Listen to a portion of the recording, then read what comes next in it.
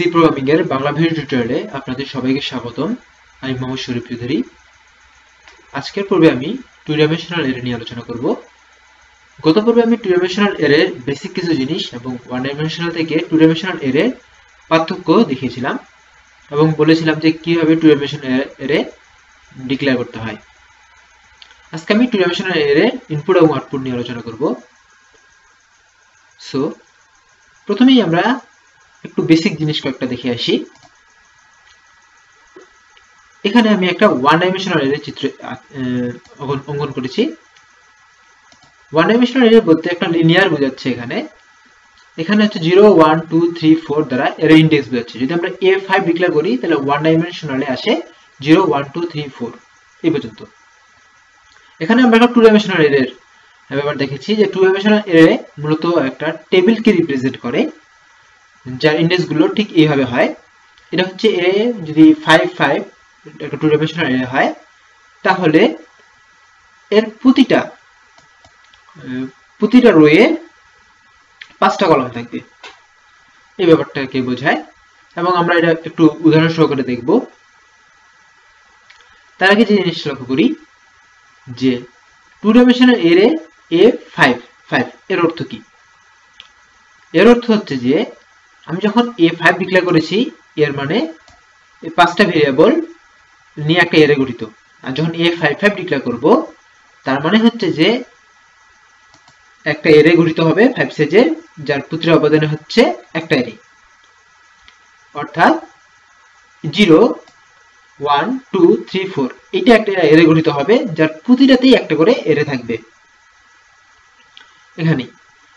So মূল কথা যেটা হচ্ছে যে one dimensional array two dimensional array যখনই আমরা কিভাবে বুঝবো, সেটা হচ্ছে আমাদের রিকোয়ারমেন্ট সংখ্যার উপর নির্ভর করবে।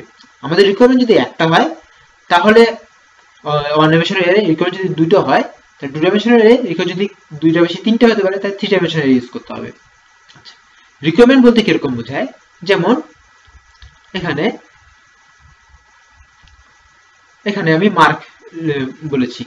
আমরা যদি বলি যে শুধুমাত্র মিম উল্লেখ করে দিলাম যে মিম এর সিআইডি এর মার্ক কত, তাহলে এখানে দুটো লাগছে মিমের সিআইডি তে মার্ক। শুধু ধরলাম যে আমরা একজনকে ধরবো, সেটা হচ্ছে মিম, এবং যদি তার সিআইডি মার্ক কত, তাহলে 78। শুধুমাত্র একজনকে যদি স্টোর করা থাকে, তাহলে সে সিআইডি 201 এর মার্ক হচ্ছে 78, ট্রিপলি 205 এর মার্ক হচ্ছে 85। বাট যখন আমাদেরকে একাধিক জনকে স্টোর করে রাখতে হবে, যেমন মিম, আমিন, জন, হারুন, শিখর, এতগুলো রয়েছে এবং প্রত্যেকটার, তাহলে আমাকে ইন্ডিভিজুয়ালি বলতে হবে। যেমন জন এর সিআইডি তে মার্ক কত, এখানে দুটো প্রপার্টিজ লাগতেছে রিকোয়ারমেন্ট, যে একটা হচ্ছে যে নাম মিলতে হচ্ছে এবং তার সাবজেক্ট মিলতে হচ্ছে। এই দুটো জিনিস মিলার পরে আমরা পাচ্ছি। অর্থাৎ এখানে নামও ভিন্ন হতে পারে এবং তার সাবজেক্টও ভিন্ন হতে পারে। এই জিনিসটা সব জায়গায় মাথায় রাখতে হবে। টু ডাইমেনশনাল এর ক্ষেত্রে একটা জিনিস যেটা, সেটা বিপ্রতীপ। বিপ্রতীপ কিরকম? যে মিম এর সিআইডি তে সাবজেক্ট, এটা যেমন একটা এরে, তেমন সিআইডি তে মিম কত পেয়েছে সেটাও একটা হতে পারে। তো দুটার প্রপার্টিজ একই রকমই দেখাবে। যেহেতু এইভাবে নাম ধরে উল্লেখ করার কোনো অপশন আমরা পাবো না, তো সেগুলোকে আমরা জাস্ট একটা ইন্টিজার ভ্যালু দিয়ে রিপ্রেজেন্ট করব। যেমন মিমের ভ্যালু আমি 0 দিয়ে রিপ্রেজেন্ট করব, আমিনের ভ্যালু 1 দিয়ে রিপ্রেজেন্ট করব, তেমনি সেভাবে সাবজেক্টগুলোর ভ্যালু আমি এইভাবে 0 1 2 দিয়ে রিপ্রেজেন্ট করব।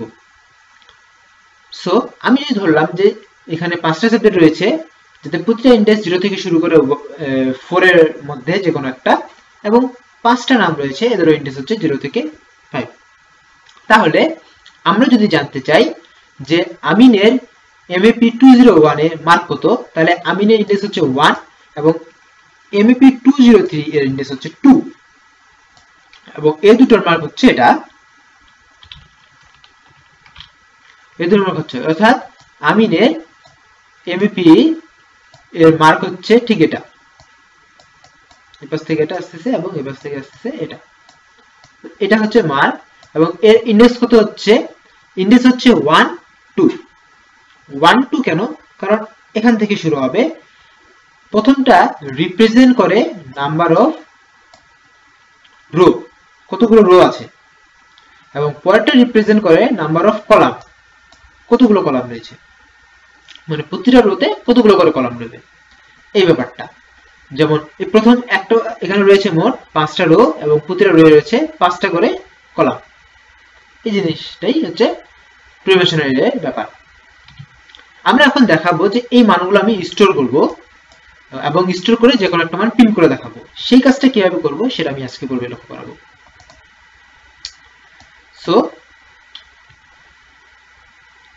আমি এখান থেকেই করার চেষ্টা করি এবং পাশাপাশি থেকে বোঝানোর সুবিধাটা হবে। আচ্ছা, একটু চাপিয়ে নিলাম।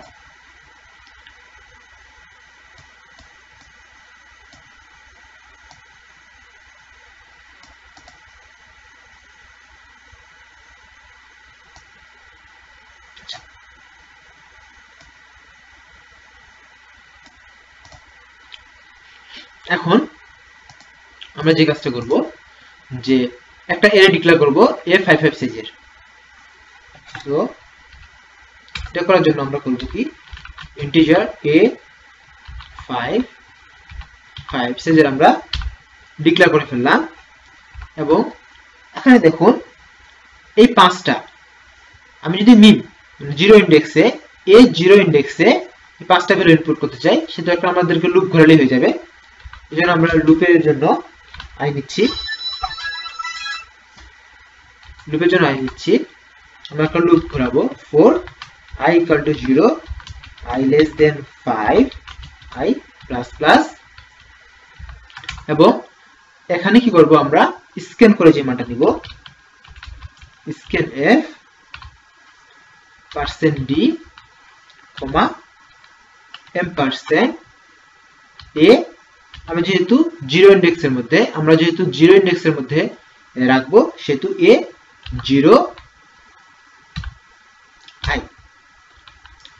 এই কাজটা যদি আমরা করি তাহলে কি হবে A0 I থেকে শুরু করে A04 পর্যন্ত প্রতিটা মান আমরা স্টোর করতে পারবো, মানে একটা এর মান স্টোর করতে পারবো। এবার যদি আমাদেরকে 5টা এর মান করতে হয় তাহলে আরেকটা লুপ এর উপর যাবে। তাহলে for j equal to 0 j less than 5 j plus plus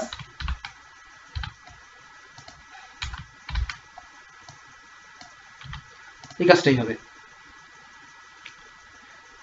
এখন আমরা দেখব যে এই জিনিসটা আমি কিভাবে এই সবগুলোকে স্টোর করতেছে এবং এখানে লিখতে হবে j, i স্টোর করতেছে সেটা দেখার পরে দেখবো যে আমরা আসলে স্টোর করলো কিনা। এখানে j এর মান যখন 0 তখন A0 এখানে থাকবে, এই j এর মান যদি 0 এই লুপটা ঘুরবে 0 থেকে 5 পর্যন্ত এবং i এর মান চেঞ্জ যেহেতু হচ্ছে তাহলে এইটার মান চেঞ্জ হবে। তাহলে প্রথমে যখন j এর মান 0 তখন এটা এখানে আসতেছে এবং i এর মান 0 থেকে 5 পর্যন্ত, j এর মান 0 এর জন্য i এর মান 0 থেকে 5 পর্যন্ত হবে এবং 0 1 0 0 0 প্রথমে i এর মান 0 j এর মান 0 0 0 তারপর 0 1 0 2 0 3 0 4 এইভাবে এটাকে মান স্টোর করবে। তারপর এবার যখন 04 এ আসার পর লুপটা যখন ব্রেক করবে এই লুপটা ব্রেক করার পরে আবার এখানে j এর মান 1 হয়ে যাবে। 1 হয়ে গেলে তখন এই রো এর মানগুলো সে স্টোর করবে। এভাবে করে তারপরে 2 রো 3 রো 4 রো এইভাবে করে সবগুলো মান স্টোর করা হবে। এবং এরপর আমরা দেখতে পারি যে কোনো একটা ইন্ডেক্স মান যদি আমরা প্রিন্ট করতে চাই, যেমন আমরা এখানে প্রিন্ট করব যে জন MVP 203 তে কত পেয়েছে তার মান আসবে 80। তাহলে প্রিন্ট করতে যদি হয় তাহলে আমরা লিখতেছি %d, এখন জনের এটা হচ্ছে ইন্ডেক্স হচ্ছে 2, সো সেক্ষেত্রে হবে A2 এবং MVP এর হচ্ছে 2, তাহলে A22 এর মানটা আমরা প্রিন্ট করব এবং দেখব সেখানে 80 আসে কিনা। পুনরায় আমি রান করব।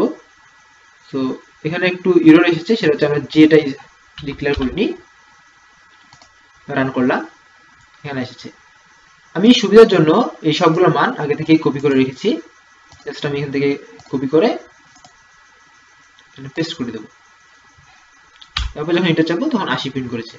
দেখুন এই মানগুলো আমি কিভাবে দিলাম, যে ইনপুট হিসেবে দিয়েছি, প্রতিটা মানে ইনপুট হিসেবে দিয়েছি এবং এই A22 এর ইন্ডেক্সটা প্রিন্ট করে দেখিয়েছে, a22 এই ইন্ডেক্সটা প্রিন্ট করে দেখিয়েছে।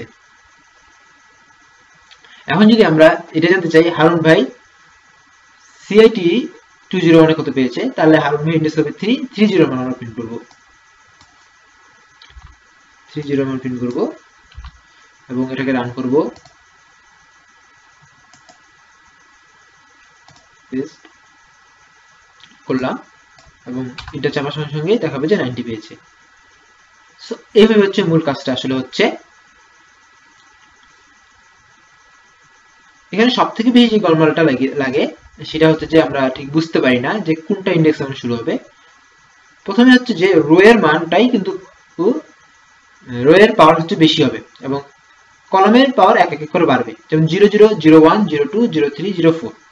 এখন মূল সমস্যাটা হয় যে 0 কোথায় আমরা দিব, একটু প্র্যাকটিস করলে বা একটু বুঝলেই সেটা আপনি সমাধান করতে পারেন। তবে মূল যে ব্যাপারটা হয় যে আপনি যদি প্রথম ক্ষেত্রেই রো কলাম বা কলাম রো এটা যদি উল্টে যায় তা কোনো সমস্যা হয় না, কারণ যেটা বলেছিলাম যে মিম সিআইটিতে কত পেয়েছে বা সিআইটিতে মিম কত পেয়েছে দুটো যেমন একই ব্যাপার, তেমনি সেখানে কোনো সমস্যা হবে না। তারপরও প্র্যাকটিস করা উচিত এই ব্যাপারটা নিয়ে।